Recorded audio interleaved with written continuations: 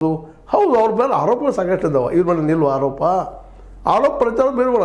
ರಾಜಕೀಯದಲ್ಲಿ ಇದ್ಮೇಲೆ ಗಾಂಧೀಜಿಯವರು ಆರೋಪ ಮಾಡೋದು ಜನ ಇದ್ದಾರಿಲ್ಲ, ಅಂಥ ಪ್ರಸಂಗದಲ್ಲ ಸಹಜದ. ಅದಕ್ಕಾಗಿ ಈ ನಮ್ಮ ಸಿದ್ದರಾಮಯ್ಯರು ಇವತ್ತು ಘೋಷಣೆ ಮಾಡಿರಿ ಕಾರಜೋಳರು ಅಂತ ಕೇಳ್ತಾ ಇದ್ದಾರೆ. ಇವರು ಘೋಷಣೆ ಅವ್ರು ಮಾಡೋದಿಲ್ಲ ಕಾರಜೋಳರು ಎಂದು ಸಿ ಎಮ್. ಅದೇ ಕಾಲಕ್ಕೆ ನಮ್ಮ ಖರ್ಗೆ ಅವ್ರನ್ನ ತಪ್ಪೇನಾದರೂ ಸಿ ಎಮ್ನ ಮಾಡ್ಬೋದು, ಆದರೆ ಪ್ರಧಾನಿ ಪೋಸ್ಟಿಗೆ ಅವ್ರನ್ನ ಹಾಕೋದೇ ಇಲ್ಲ. ಕಾಂಗ್ರೆಸ್ ಎಷ್ಟೋ ಉದಾರವಾದಿದಪ್ಪ ಕಾಂಗ್ರೆಸ್ ಅಂದರೂ ಸಹಿತ ಅದು ಕೊನೆಗೆ ಬಂದು ರಾಹುಲ್ ಗಾಂಧಿ ಇಲ್ಲ ಏನೋ ಒಂದು ಆಯಿತು. ಸಪೋಸ್ ಕಾಂಗ್ರೆಸ್ ಅಧಿಕಾರಕ್ಕೆ ಬರುವಂಗಾದ್ರೆ ಖರ್ಗೆ ಅವರನ್ನು ಪ್ರಧಾನಿಯನ್ನಾಗಿ ಮಾಡ್ತೀನಿ ಅಂತೇಳಿ ರಾಹುಲ್ ಅವ್ರು ಘೋಷಿಸ್ಬಹುದಾ ಎಂದಾದರು ಭಾಳ ಕಡಿಮೆ, ರೇರೆಸ್ಟ್ ಆಫ್ ದ ರೇರ್ ಅನ್ಬೇಕಾಗ್ತದೆ. ಯಾಕಂತಂದ್ರೆ ಇಲ್ಲಿ ವ್ಯವಸ್ಥೆ ಆ ರೀತಿ ಅದ. ದಲಿತರಾಗಿರ್ಬೋದು, ಹಿಂದುಳಿದವರಾಗಿರ್ಬೋದು, ಯಾರನ್ನ ಎಷ್ಟು ಸಾಧ್ಯವೋ ಅಷ್ಟು. ಇವತ್ತು ನಮ್ಮ ಮೋದಿಯವರು ಹಿಂದುಳಿದವರು ತಿಳ್ಕೊಳ್ತಿರ್ಬೋದು, ಬಟ್ ಆದ್ರೆ ಹಿಂದುಳಿದವರು ಎಲ್ಲ ಇಲ್ಲ ಸ್ವಲ್ಪ ಅವಕಾಶಗಳಿದ್ದಾವೆ.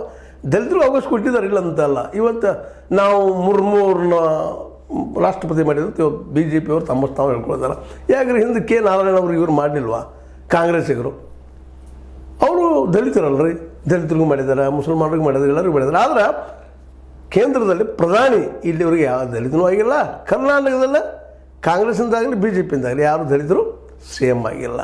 ಇವು ಮೇನ್ ಪೋಸ್ಟ್ ಕೊಟ್ಟರೆ ಇಡೀ ಆಲ್ ಓವರ್ ಇಂಡಿಯಾದ ಮ್ಯಾಪ್ ತೆಗೆದಾಗ ಸಹಿತ ಎಷ್ಟು ಜನ ದಲಿತ ಮುಖ್ಯಮಂತ್ರಿ ಸಿಗ್ತಾರಿಲ್ಲ? ದೊಡ್ಡ ಪ್ರಶ್ನೆ ಇದು.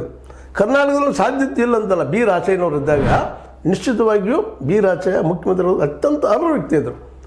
ಆ ಸಂದರ್ಭದಲ್ಲಿ ಇದು ನಮ್ಮ ಸಿದ್ದರಾಮಯ್ಯನವರು ಇದ್ದರು, ಇದು ನಮ್ಮ ಹಿಂದಿನ ಯಡಿಯೂರಪ್ಪನವರು ಇದ್ದರು. ಅವ್ರು ಬೇರೆ ಪಕ್ಷದಲ್ಲಿರ್ಬೋದು, ಬಟ್ ಇದ್ದರು.